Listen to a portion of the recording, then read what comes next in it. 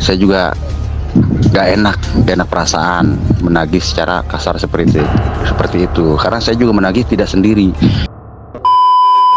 Saya beri jamin setelah kamu mendengarkan bocoran dari mantan DC pinjol tersebut, saya yakin pasti kamu tidak akan lagi takut saat galbay ataupun gagal bayar di pinjol legal. Kenapa?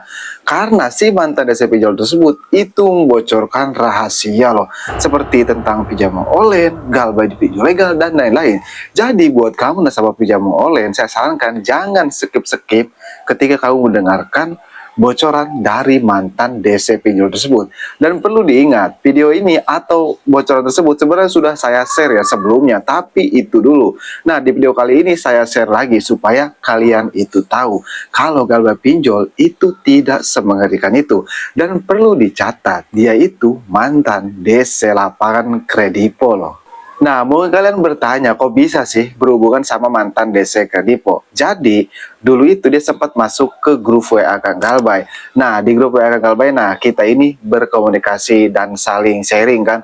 Nah, disitulah saya minta bocoran kepada dia buat di-upload ke YouTube karena buat kepentingan nasabah galbay di pinjol legal. Dan dia juga mau. Kenapa? Karena dia juga ingin membantu. Nah, jadi buat kamu nasabah pinjaman online, simak aja deh baik-baik bocoran dari mantan DC Kredipo ini.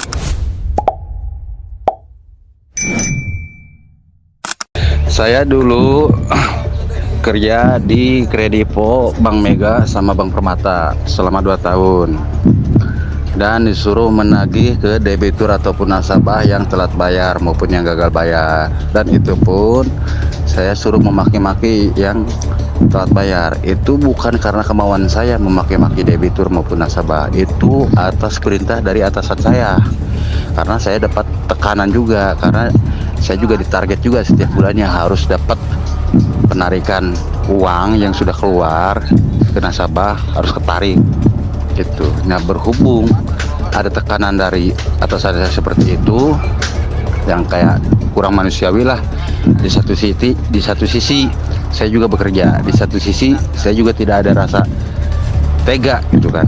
Jadi saya juga kasihan juga ke debitur-debitur yang lain karena keadaan dia juga lagi seperti apa, ekonomi dia juga seperti apa. Mungkin dia juga karena telat bayar ataupun gagal bayar karena keadaan ekonomi dia, apalagi setelah pandemi kemarin gitu kan.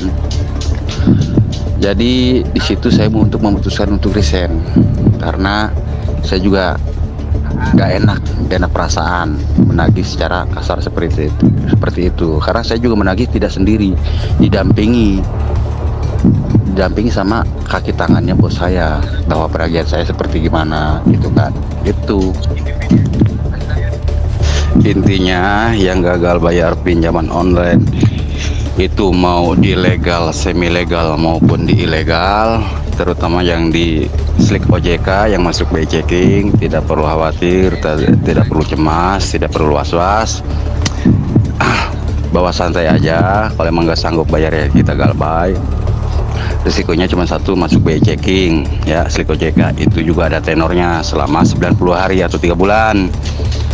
DC tidak boleh menagih lagi lewat 90 hari, dan DC tidak ada hak untuk mengambil aset yang ada di rumah kita karena kita itu meminjam KTA, kredit tanpa anggunan, atau kata kasarnya kita meminjam tanpa ada jaminan di situ karena kita tidak tertulis secara di atas hitam dan putih, tidak di atas materai.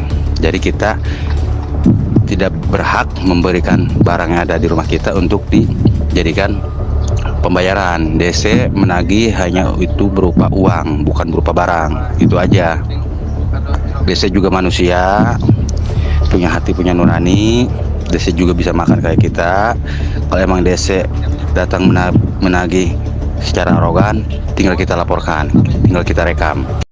Nah, sekarang kamu tahu kan faktanya bahwasanya DC pinjol sendiri pun itu melakukan galbay ataupun gagal bayar di pinjol legal.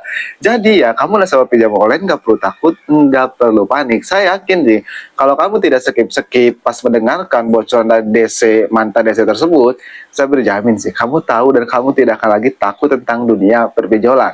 Nah, buat kamu juga yang request tentang video selanjutnya, tulis aja deh di kolom komentar, insya Allah saya akan bahas. Oke, saya akan galbay, sampai jumpa di video berikutnya.